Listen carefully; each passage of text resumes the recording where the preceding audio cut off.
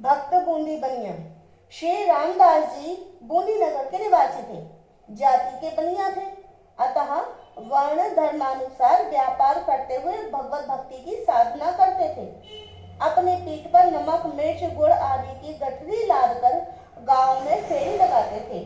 कुछ नगद पैसे और कुछ अनाज भी मिल जाता था। एक दिन फेरी में सामान बिक गया और बदले में अनाज ही विशेष मिला। उसकी गठरी सिर पर रखकर घर को चले। वजन अधिक था, अतः भार से पीड़ित थे, पर ढो रहे थे। एक किसान का रूप रखकर भगवान आए और बोले, भगत जी, आपका दुख मुझसे देखा नहीं जा रहा है। हमें भार वहन करने का भारी अभ्यास है, हमें भी बूंदी जाना है, आपकी गठरी में पहुंचा दूंगा। ऐसा कहकर भगवान ने भक्त के सिर का भार अपने ऊपर ले लिया और तीव्र गति से आगे बढ़े। थोड़ी ही देर में वे इनकी आंखों से ओझल हो गए। तब ये सोचने लगे, मैं इसे पहचानता नहीं हूँ और ये भी शायद मेरा घर न जानता होगा। अच्छा जाने दो, राम करे सो होए। राम कीर्तन करते हुए चले। मन में आया कि आज थका हूँ, घर पहुंचते ही यदि गर्म जल मिल जाए तो झट स्नान करके सेवा पूजा कर लूं, और आज कढ़ी फुल्का का भोग लगे तो अच्छा है। इधर किसान रूपधारी भगवान ने इनके घर पर आकर गठरी पटक दी और पुकार कर कह दिया कि आज भगत जी आ रहे हैं, नहाने के लिए पानी गर्म कर लो और भोग के लिए कढ़ी फुल्का बना लो। उन्होंने कह दिया। कुछ देर बाद श्री रामदास जी घर पर आए तो देखा कि अनाज की गठरी पड़ी है। स्त्री ने कहा, गरम जल हो चुका है, झट स्नान कर लो, कढ़ी भी तैयार है, सेवा करोगे तब तक फुलके भी तैयार हो जाएंगे। श्री रामदास जी ने कहा, तुमने मेरे मन की बात कैसे जान ली? उसने कहा, उस गठरी लाने वाले ने कहा था, मुझे क्या पता तुम्हारे मन की बात का। अब तो श्री रामदास जी समझ गए कि आज राम जी ने भक्त वात्सल्यवश बड़ा कष्ट सहा है। ध्यान किया तो प्रभु ने प्रसन्न होकर कहा, तुम नित्य संत सेवा के लिए इतना श्रम करते हो, मैंने तुम्हारी थोड़ी सी सहायता कर दी तो क्या बिगड़ गया? आपने स्त्री से पूछा, तूने उस गठरी लाने वाले को देखा था क्या? उसने कहा, मैं तो भीतर थी, उसके शब्द अवश्य ही अति मधुर थे। आपने कहा, वे साक्षात भगवान ही थे, तभी तो उन्होंने मेरे मन की बात जान ली। वे संत सेवा से अति संतुष्ट होते हैं। अब यदि प्रेम से संत सेवा करेगी तो प्रभु पुनः दर्शन देंगे। स्त्री पछता रही थी, मैं दर्शन नहीं कर पाई। भक्त जी पछताते थे कि मैंने प्रभु के सिर पर बोझ रखा था, ये अनुचित किया। ये घटना हृदय में घर कर गई। तब से आप सदा भजन ध्यान में ही तत्पर रहने लगे। श्री रामदास जी संतों की सेवा उनकी रुचि के अनुसार ही करते थे। एक दिन आपके यहाँ कई संत पधारे। आपने उनसे पूछा, महाराज, आप लोग मेरे भगवान का प्रसाद पाएंगे या अलग बनाकर भोग लगाकर पाएंगे? संतों ने कहा, हम तो आपके भगवान का ही प्रसाद लेंगे। भक्त पत्नी ने रसोई बनाई। उस दिन ज्वार की रोटियों का भोग लगा। दो संतों ने देखकर कहा, हम तो ज्वार की रोटी नहीं खाएंगे। आपने पत्नी से पूछा, तूने ज्वार की रोटी क्यों बनाई? उसने कहा, नवीन अन्न प्रभु को प्रिय समझकर मैंने ज्वार की रोटी बनाई। दूसरे कभी भगवान ने ज्वार की रोटी खाने से इनकार किया था, अतः मैंने ज्वार की रोटी बनाई। इस पर आपने कहा, भगवान का भोग अनंत स्थानों में लगता है, केवल यही भोग लगता है ऐसी बात नहीं है। वे तो अपनी रुचि का भोग कहीं ना कहीं लगा ही लेते हैं, किंतु ये संत तो कृपा करके यही आज प्रसाद लेंगे, कहीं अन्यत्र नहीं जाएंगे। अतः संतों से पूछकर उनकी रुचि के अनुसार ही उन्हें भोग प्रसाद लगेगा, कहीं लगाकर पवाया करो। ऐसा कहकर आपने तुरंत गेहूं की रोटियां बनवाई और संतों को भोजन करवाया। श्री रामदास जी के यहाँ अनेक साधु संतों के भोजन नित्य होते, अतः कुछ दुष्टों ने इसे सह न सकने के कारण राजा से शिकायत कर दी कि इस बनिया के पास अपार संपत्ति है, व्यर्थ ही उसे लुटाता है, आपको कर भी नहीं देता है, सबको ठगता है, अतः इसकी संपत्ति को आप छीनकर राज्य कोष में जमा कर लें।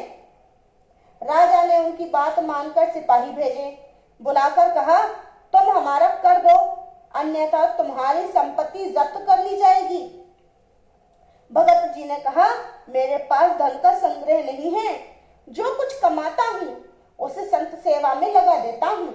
आप मेरे घर की तलाशी ले लें, जो भी सोना चांदी हो आप वो ले लें।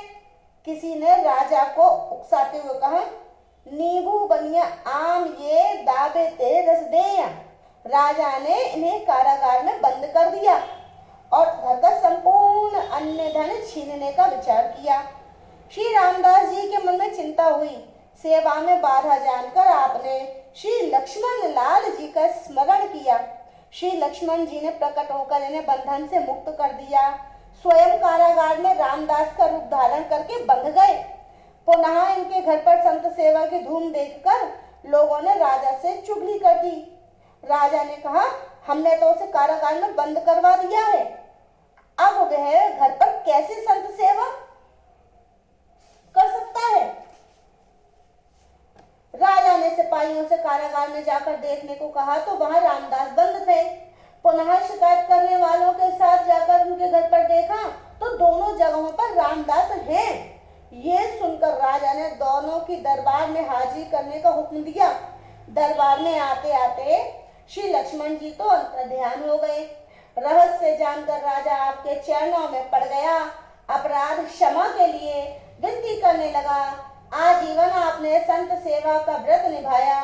आपसे प्रेरणा प्राप्त कर राजा प्रजा सभी ने भक्त भगवंत सेवा का नियम ले लिया। भक्तवर श्री लक्ष्मण जी के बारे में पढ़ते हैं। आप बड़े सद्भाव से साधुओं की सेवा करते थे। बिना किसी रोक टोक के आपके यहाँ संतों का दिन रात आवागमन रहता था। आपकी इस उदारता को देखकर एक दुष्ट ने भी संत वेश धारण कर लिया और कई दिन तक आपके यहाँ रहा। आप उसकी सेवा भी करते रहे क्योंकि आप वेशनिष्ठ संत थे। एक दिन मौका पाकर वह भगवान के मंदिर में घुस गया। भगवान के आभूषण पार्षदों को लेकर भाग चला। ये देखकर भगवान ने एक सिपाही का रूप धारण कर उसे जाकर पकड़ लिया। उसे श्री लक्ष्मण भक्त के पास लाए और बोले, देखो ये तुम्हारे मंदिर का सामान चुरा कर ले जा रहा है। आपने कहा इन संत को सामान की आवश्यकता होगी, इसीलिए ले जा रहे हैं। मेरे पास जो कुछ है इन्हीं का है, इन्हें ले जाने दो। इसमें ना तो चोरी है ना उन्हें दंड ही दिया जा सकता है। अब वह सिपाही भगवान क्या करते। वह सामान लेकर चला तो गया, भगवान भी साथ साथ चले, फिर उसके आगे आगे चलने लगे। इसके बाद अंतर्ध्यान हो गए। इधर उधर बहुत निगाह दौड़ाने पर भी नहीं दिखे। इस तरह कभी प्रकट कभी अप्रकट होते देखकर उसे भय हुआ। उसने मन में अनुमान कर लिया कि भक्तों के हितकारी ये लीला है, मैं भक्त की चोरी करके दुख पाऊंगा। श्री लक्ष्मण जी की सहज सरलता का स्मरण करता हुआ वापस लौट आया। उसने सब सामान देकर हृदय के दुष्ट भाव को खोल कर रख दिया और चरणों में पड़कर क्षमा मांगने लगा। भक्त के प्रताप से वह सच्चा संत बन गया। श्री गोपाल जी जोगनेर ग्रामवासी भक्त श्री गोपाल जी ने भगवान से बढ़कर भक्तों को इष्ट मानने की सेवा करने की प्रतिज्ञा की थी, उसका पालन किया। आपके कुल में एक सज्जन काका जी व्रत वैष्णव हो गए थे। उन्होंने संतों के मुख से इनकी निष्ठा की प्रशंसा सुनी कि भक्तों को इष्ट देव मानते हैं। तब काका जी श्री गोपाल जी भक्त की परीक्षा लेने के विचार से उनके द्वार पर आए। इन्हें आया देखकर श्री गोपाल जी भक्त जी ने झट आकर के सब प्रेम साष्टांग दंडवत प्रणाम किया कि भगवान अपने निज घर में पधारिए। उन्होंने परीक्षा की दृष्टि से उत्तर दिया, मेरी प्रतिज्ञा है कि मैं स्त्री का मुख नहीं देखूंगा। तुम्हारे घर के भीतर जाकर मैं अपनी इस प्रतिज्ञा को कैसे छोड़ दूं? तब श्री गोपाल जी ने कहा, आप अपनी प्रतिज्ञा ना छोड़िए, सभी स्त्रियां एक और अलग छिप जाएंगी, आपके सामने नहीं आएंगी। ऐसा कहकर घर जाकर उन्होंने सब स्त्रियों को छिपा दिया। तब इनको घर ले गए। इसी बीच संत दर्शन के भाव से या कौतुकवश एक स्त्री ने झांक कर देखा। स्त्री के झांकते ही उन्होंने गोपाल भक्त के गाल पर एक तमाचा मारा। श्री गोपाल जी के मन में जरा सा भी कष्ट नहीं हुआ।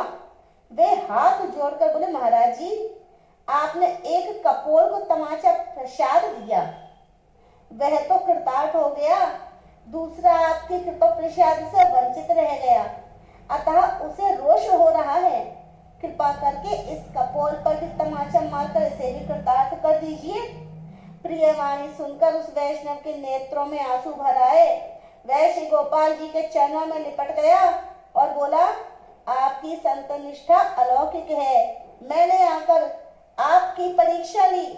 आज मुझे आपसे बहुत बड़ी ये शिक्षा मिली कि भक्त को अति सहनशील होना चाहिए तथा वैष्णवों को भगवान से भी बढ़कर मानना चाहिए।